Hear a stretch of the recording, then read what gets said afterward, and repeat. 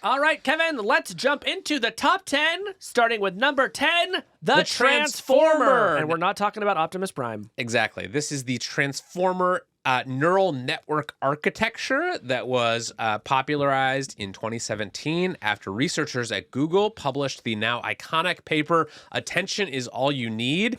In that paper, they described something called a transformer, which became the foundation for everything that we see in AI today. It is the T in ChatGPT stands for transformer, and everything that has been built in AI of any importance since 2017 has been built on top of the transformer architecture. That's right. And while there are questions about whether transformers really are all you need, there is some thought even to this day that we might be able to create a super intelligence based solely on this technology. And even if we don't get all the way there through transformers alone, they seem like they will be at least a huge pillar of the foundation of whatever is about to come next. Yeah, and I could talk for an hour about transformers and why they are so important. But I think it's important to say that they were inspired by the alien language in the film Arrival, which had just recently come out. And a group of researchers at Google, one researcher in particular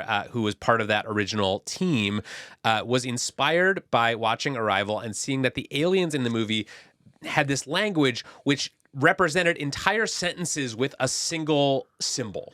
And they thought, hey, what if we did that inside of a neural network? So rather than processing all of the inputs that you would give to one of these systems, one word at a time, you could have this thing called an attention mechanism, which paid attention to all of it simultaneously. That would allow you to process much more information much faster. And that insight sparked the creation of the transformer, which led to all the stuff we see in AI today. I love that story for a lot of reasons, but just the feedback loop between like nerds watching sci-fi and sort of seeing things that don't exist and getting inspired to make things that are real, which then inspires more sci-fi. Super cool, very fun. God help us all. The Transformer, an iconic piece of technology. Yes, it could kill us all. It could save the world. The jury's still out, but I think it's fair to say already iconic. And speaking of things that could kill us all or save the world, number 9, the atomic bomb. Kevin, without the atomic bomb, there simply is no Barbenheimer summer in 2023. That's true. I think it's done a few more things than that. But look, the iconic nature of the atomic bomb is because of how important it has been, not only to arguably ending World War II, but through sort of creating the sort of global nuclear reality that we live in today, where nation states are basically defined on the world stage by whether or not they have access to the atomic bomb. Nuclear powers have been sort of keeping each other in check through mutually assured destruction. And the entire geopolitical order that we now have today basically rests on the atomic bomb. Yeah, and we should also say atomic bombs have done horrible things. They've killed hundreds of thousands of people, and I hope we never use them again. Yes, me too. One interesting fun fact about atomic bombs is that during the Manhattan Project and the testing of the first atomic bombs, scientists placed beer and soda cans near the first atomic bomb test sites and then drank what was inside afterwards. And they all have superpowers now. And that's how we got Surge Cola. No. Some of the cans reportedly tasted a little off, but most were fine and they didn't harm anyone. Wow, and that really raises the question, what is in Coca-Cola? Number 8, YouTube. I will never forget the first time I saw a YouTube video embedded on a friend's blog. It was like, but before then, you sort of had to go to a dedicated website where there was some sort of horrible player. But YouTube said, hey, we're going to take video. And of course, you can upload it here, you can watch it here, but we can also just sort of spread it all across the web through embedding. And over time, it became truly one of the most important media innovations of all time, I think. Yeah, I would say on a pure hours spent basis, YouTube probably consumes more of the world's attention than basically any other website or technology. It has totally reshaped the entertainment industry, but also just things that I do around the house every day. I mean, yesterday I was trying to make some sushi at home for dinner. And so what did I do? I watched a YouTube video. Sure. And that is how many people discover how to do many things. Every time I have to carve a chicken, I go back to YouTube and watch the same video. But of course, it's not just the how-to stuff. There is so much entertainment that happens there. It's about live streaming. It's also about maybe watching really extremist content, or at least it was for a certain period of time before they cracked down on that and led people down some pretty dark rabbit holes. And if you're interested in that, we have a podcast to recommend to you. It's called Rabbit Hole. Kevin hosts it. It's great. But YouTube is truly one of the great icons of all time. Yeah, and my favorite fact about YouTube and its history was that it was originally supposed to be a dating app. Did you know this? I did not know this. Yeah, so the co-founders of YouTube basically had this idea for a site where people could upload videos of themselves, and then you could find other people's videos and sort of try to date them. And they even had a slogan, tune in, hook up. But then no one wanted to upload their videos, so they pivoted to letting anyone upload any videos they wanted. They said, we'll tune in, but we don't really feel like hooking up right now. Yes. And that's, that just happens sometimes when you're making products. Yep.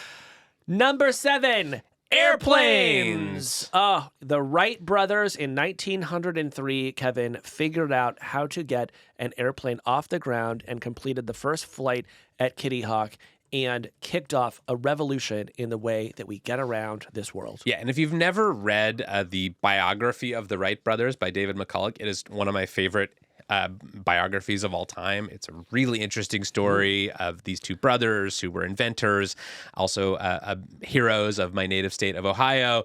But they really did something that people thought was impossible, and they proved that it wasn't. And I think that led to many changes that we now take for granted today. You know what's interesting? Given how important they are, how few people name their children Orville or Wilbur these days. That's true. You'd think those would be due for a comeback. That's They're true. icons of flight. Yeah, so they were brothers. They were bicycle mechanics, and Wilbur was the older brother, and he was often sort of seen as the more strategic thinker of the two, whereas Orville was known as the sort of ingenious mechanical thinker. All right. Well, there you have it. Number 6, Television. As powerful as YouTube, Kevin, is, I really do think that the world that we live in today was created by television. Yes, and obviously television has had a rough past decade or so. The idea of the sort of linear television broadcast is in decline and may never be as popular as it once was because streaming entertainment has popped up to replace it. But TV really reshaped the modern world.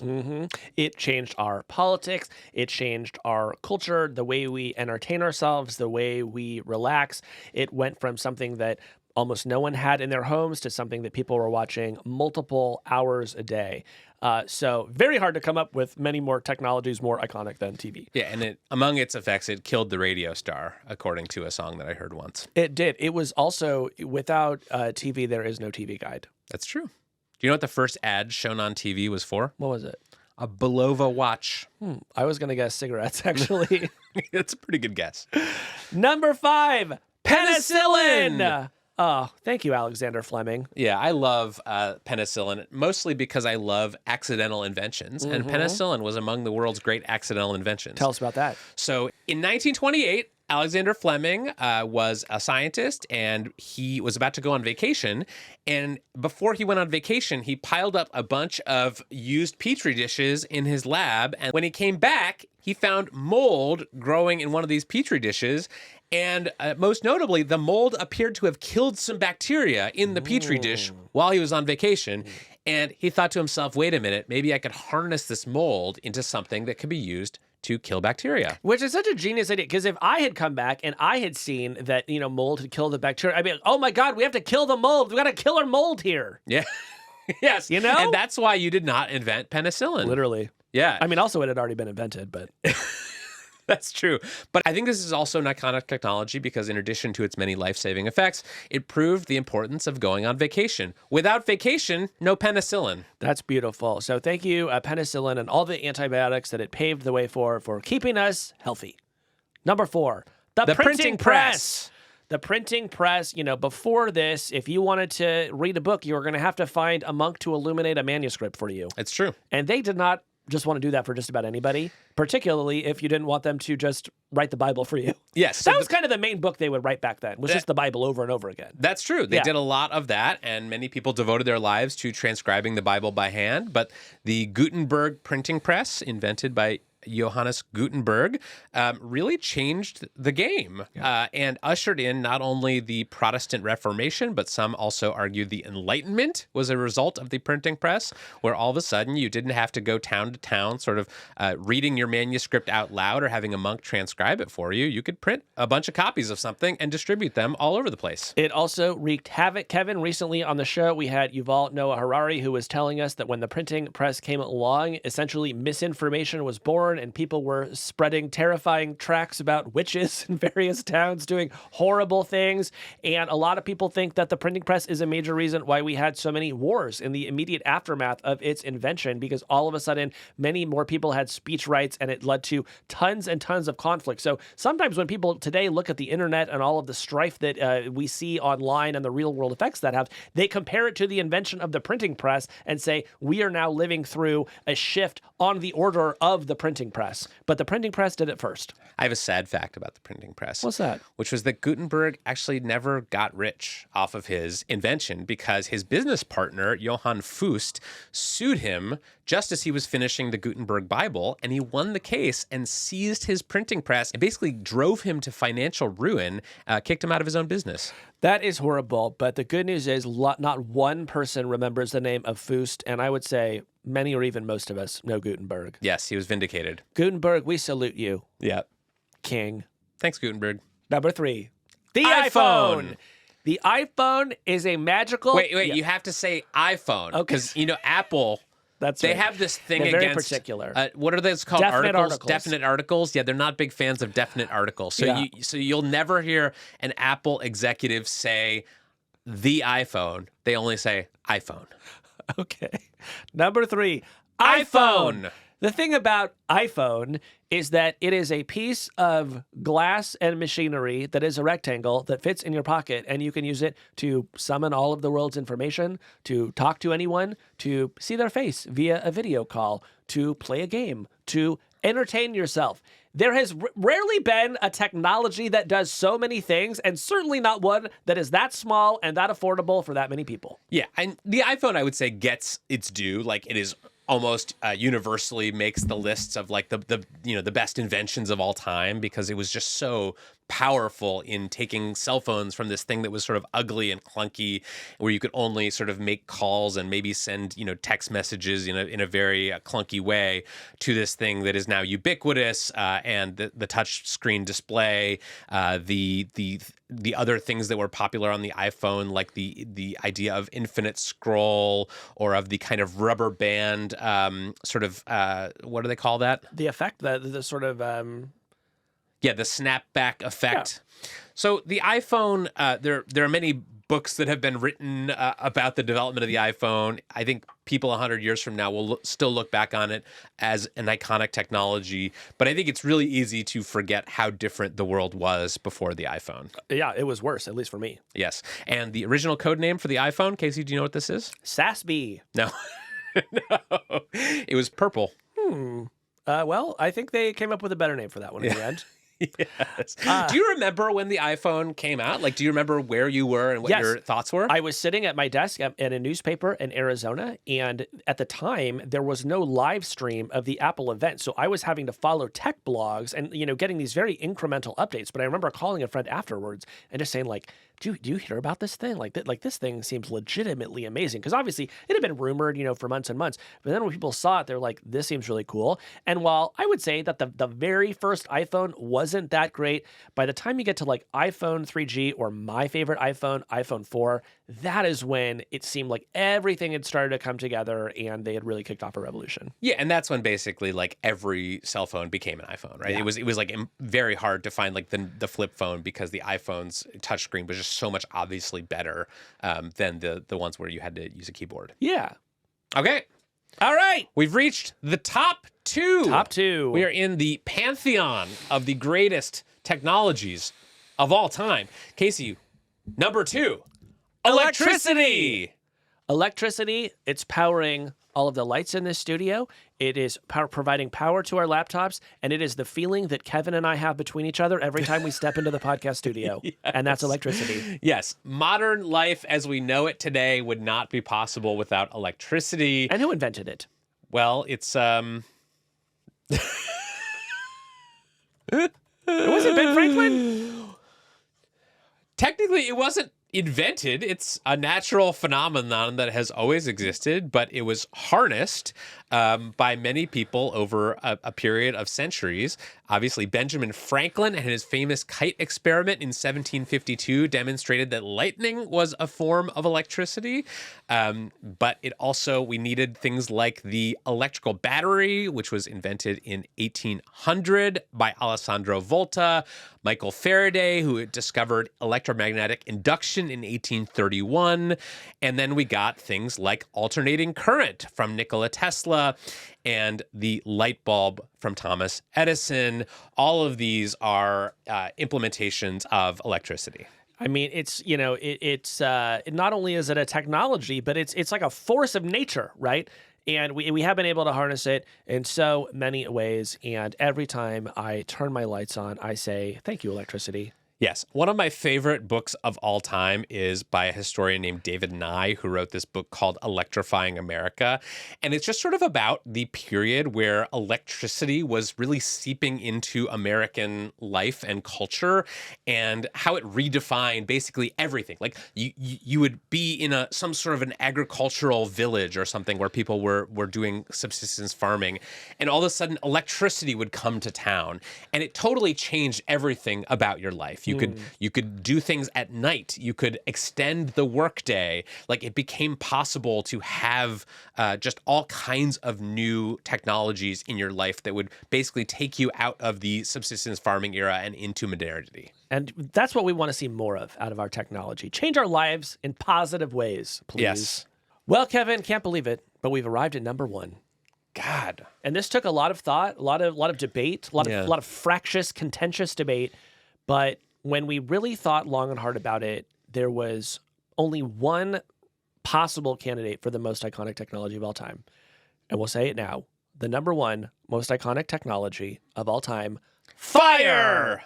First of all, only technology on this list that was stolen from the gods. Thank you, Prometheus.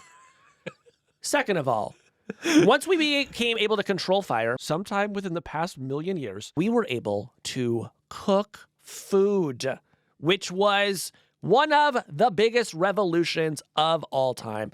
We were also able to create campfires and sit around and tell stories, which became the foundation that podcasting is built upon. Yes. And a third thing I would say, once we began to be able to control fire, we were able to adopt a scorched earth technique to our military campaigns. So if it really seemed like we were going to lose a war, we could just burn down our whole country. Wow. I think they did that in Russia once or twice. Yeah. I would say the most important application of fire has been to keeping us warm, right? Yeah. People would just die of being cold before fire. Is the most iconic source of heat that exists. It's true. It's true. And it's sort of a cliche now among people in our world, the tech industry, to compare AI to fire in some way, to say it's, the most important invention since fire. Sundar Pichai, the CEO of Google, has said that. But I think implicit in that is that no one is arguing that fire is the most important technology of all time. We just sort of take that one for granted. We do. And so today we really wanted to celebrate it because I think fire is it perfectly encapsulates so much of what we talk about when we talk about tech, which is it is incredibly powerful. It has many wonderful uses. And also, if it is not controlled, it can absolutely kill you. Yes, it is a dual-use technology that can cause both extreme harm, as in a wildfire or a house fire, or it can cook food and keep you warm and help you survive. Fire also allowed humans to migrate, to leave warm regions and settle in colder areas. It helped humans navigate the dark with things like lamps and lanterns. And it was essential for making things like metal. Casey, what would you say is your favorite kind of fire? My favorite kind of fire is when the roof is on fire, but you don't need any water, and so you just let the mother effer burn, like sort of in a dance club setting. You know what I mean? Do you remember the old song that said, somebody called 911 because there's a shorty fire burning on the dance floor? To me, that's the kind of fire I want to be a part of. How about you? I'm a big fan of the bonfire. Yeah. Still a great place to have a conversation, to maybe roast some marshmallows, to sing some folk music. Bonfires, they also, I love this. I love the way they smell. Yeah, I mean, it feels like you shouldn't want your clothes to smell like a bonfire afterwards, but it always makes me happy when it does. Yeah. Love a bonfire. Well, Kevin, any final reflections on this list of 100 iconic technologies? Yes, I would say this was an exercise that seemed a little bit stunty to me when you first proposed doing it. And I should say it is stunty. We are doing this in part because we're taking a week off making a podcast about the news. But I would also say that it has doing all of the research about all of these iconic technologies has really made me appreciate just the process of invention and the people who go out into the world and they say, there's a problem, I want to fix it. Exactly. Look, I think it is, I love the aspect of my job that lets me to think critically about technologies and point out potential problem areas and urge people to fix them. But I wouldn't have started writing about these issues at all if I didn't fundamentally love trying new things and sampling the fruits of human ingenuity. And so having a chance today to run through all of them with you, celebrate them a little bit, and frankly, try to point the way forward for other inventors out there who want to have a positive impact on the world, I had a lot of fun. Yes, me too. Casey, that is the 100 most iconic technologies of all time. Yeah, and if we may have missed something, you should feel free to email it. If we miss something really obvious, I actually do want to hear about it because we may take another run at this sometime. Things are going to move up and down on this list. By next year, there are going to be more technologies in the world that could be worthy of our consideration. So if you have an iconic technology out there that we didn't consider and you don't work for the company that makes it or their PR agency, we are hardfork at nytimes.com. Thanks for listening. Hey, that's the end of this clip. If you liked what you saw, head on over to our page and subscribe, and you can get the full podcast. We do a show like this almost every week on tech and the future. Head on over there now and subscribe.